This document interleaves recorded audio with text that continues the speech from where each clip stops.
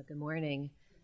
I think I got my inspiration maybe from the Moth Radio Hour, which is one of my favorite NPR shows to listen to. It's about storytelling.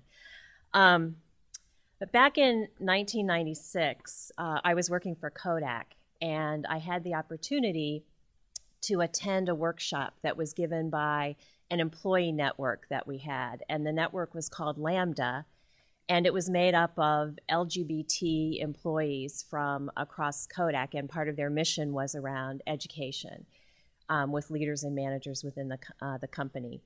And the format was a fishbowl. So there was a circle of Lambda members on the inside, and then we sat in a circle on the outside, and they talked up with each other, and we listened and observed and kind of absorbed what they were saying and had the chance at the end to ask questions.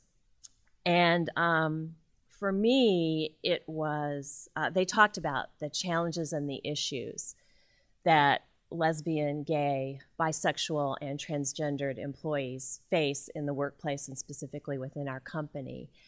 And it was an extremely powerful and profound experience for me sitting there and listening. It was very eye-opening. And there were several messages from that session that really hit home for me.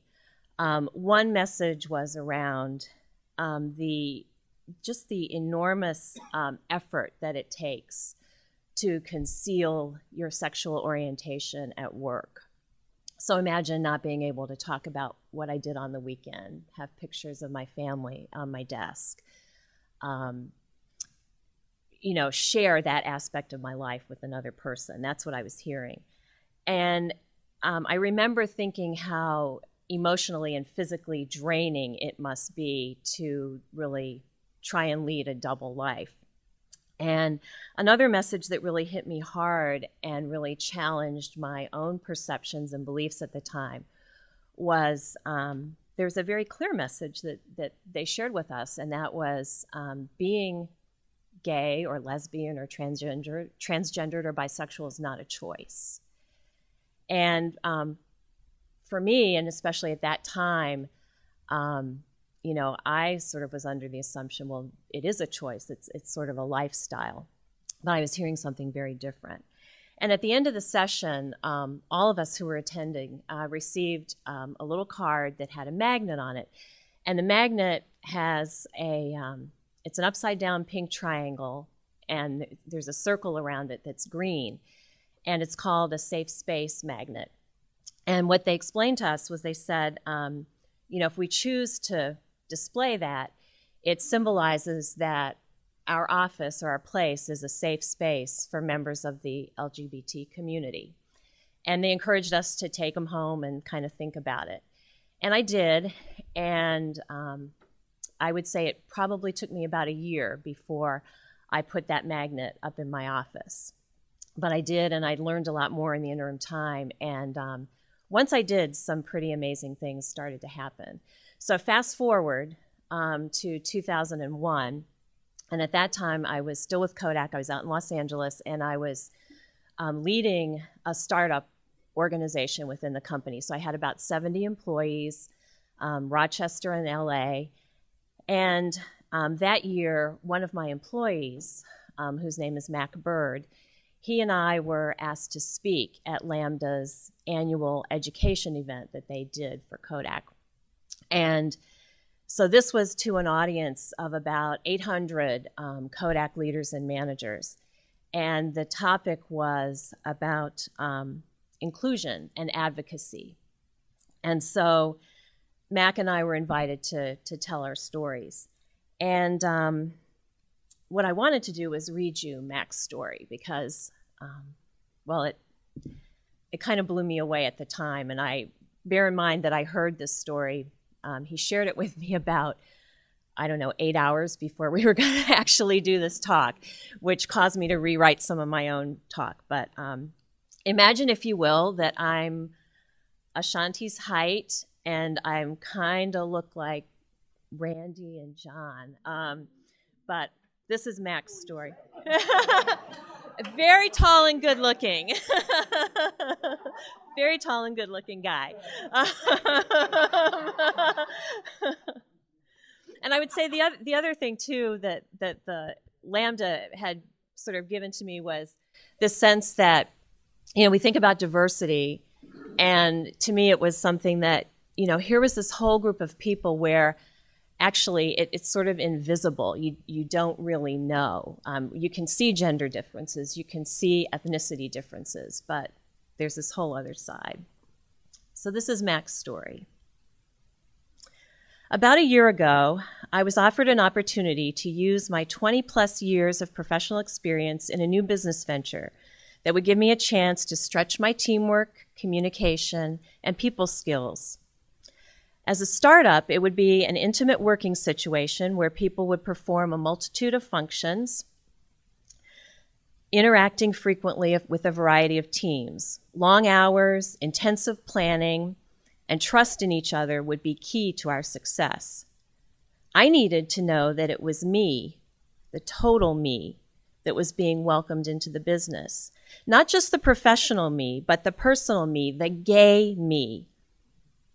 Being gay is not a choice, but joining a team of people, mostly straight people, that will become the majority of the time spent in your waking life, your thoughts, your focus, and will impact your income and your ability to enjoy life. This was a choice. Almost 15 years ago, I felt I had to lead a double life. I was working for a major, very conservative company. My professional relationship with my manager was such that for 3 years, he did not know that my partner was dying of AIDS.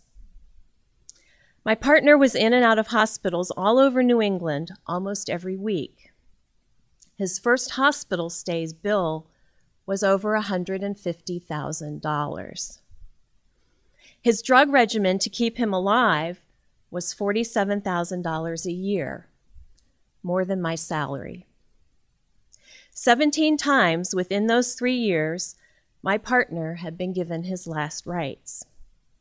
It was an emotional roller coaster, to say the least.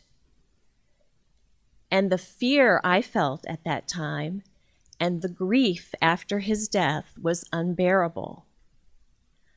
I never once felt I could allow my employer to know what I was going through because of the stigma of being gay in the professional world.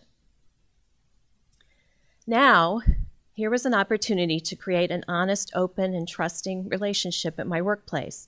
I wanted to feel comfortable, that I would gain and hold their trust and respect without having to give up myself. They made me feel welcome from the moment I met them in the interview. They were genuinely interested in me and what I found fulfilling in my life. And although at the time I didn't talk about being gay, I did tell them of my activism with the AIDS quilt, that I was on the board of directors, and that I would need their support in my endeavors to contribute to this organization. They didn't even blink. They applauded my efforts and assured me that I would have the necessary time to continue my work on this charity. That was a year ago. In the last year, we've gotten to know each other very well. I've met their spouses and their children, and they've met the people significant in my life, my boyfriend and my family members. And you know what? We all get along. There's no fear or judgment, and I've found there's nothing to be gained by holding back. And by their example and leadership, I've also found these same qualities in every single employee in the business. So you see, this was more than a job offer and more than a career choice. It was more than I could have ever imagined possible. Kathy and Barb offered me friendship, respect, and opportunity. They offered me a place at the table. And that was Mac's story. And I didn't know the story about his partner. I was really humbled and blown away by his story. And I think as leaders and as managers, we have to remember we set the tone for our organization. And for me, becoming an ally and becoming an advocate was it was a decision. It was a choice for me, and it's also been an incredible journey over the past number of years. It challenged my beliefs and my perceptions. At times, it has felt very uncomfortable, like the first time somebody comes out to you. That's kind of an uncomfortable place to be, but it's an important place to be. And at times, it feels courageous, like being very clear with people about what behavior won't be tolerated. And most important for me, I mean, what I found is just being open to being an advocate can make an difference for just the entire organization and really change the experience that people have in a work organization. So I want to thank Mac, who has been a dear friend and colleague for a lot of years, and helping me on the journey that actually I went on as a leader. So that's it.